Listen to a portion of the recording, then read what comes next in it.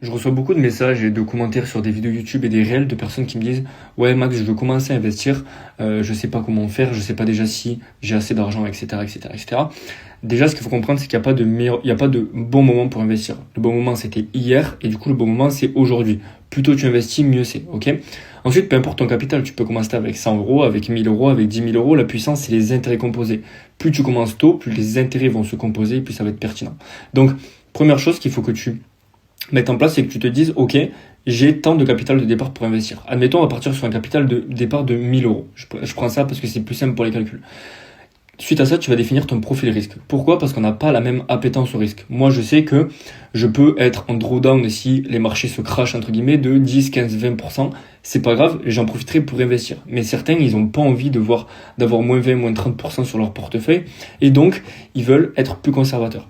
Il y a trois profils risques que j'ai mis en place. Ça, je me base par rapport au moment où je travaille en banque, il y a différents profils risques. Donc, si tu es plutôt quelqu'un de modéré, de OK, tu veux pas te prendre la tête, mais tu t'en fous à la fois, tu vas être sur du 50-50. Ça veut dire quoi? Ça veut dire que 50% de ta poche, donc 500 euros, tu vas l'utiliser en DCA, Dollar Cost Averaging, c'est-à-dire que tu vas lisser, tu vas acheter toutes les semaines ou tous les mois certaines actions. Je te conseille d'aller sur les plus grosses actions, les moins volatiles, telles que Nvidia, Tesla, Amazon, les Max 7.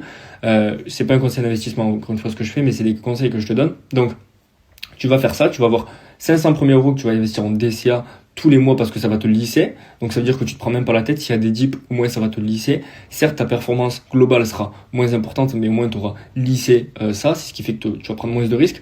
Et les autres 500 euros, tu vas les mettre en stock picking. Tu vas atteindre les bonnes opportunités et tu vas rentrer sur certaines actions.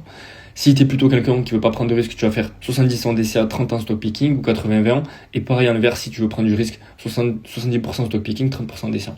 Une fois que tu as cette stratégie définie, donc on va dire que la partie stock picking, tu vas la mettre dans les plus grosses entreprises. Tu vas choisir 4-5 actions les plus grosses. Aujourd'hui, je te conseille Amazon, c'est vraiment quelque chose d'important. Donc, tu vas faire un DCA sur ces entreprises-là et l'autre partie de ta poche stock picking, tu vas atteindre les bonnes opportunités. Tu vas devoir te répartir en plusieurs secteurs parce que ton portefeuille il va devoir être cohérent au niveau des lignes. Tu ne veux pas être exposé 100% à de la tech parce que si le Nasdaq se crache de 20-30%, ton portefeuille ira mal. Donc, tu vas te répartir en fonction des secteurs. Par exemple, tu peux dire 50% tech, 20% medtech, 20% santé et 30% IA, je dis n'importe quoi, ok? Donc, tu vas répartir comme ça. Et suite à ça, parmi ces poches-là, tu vas choisir les leaders et les bonnes entreprises, ok?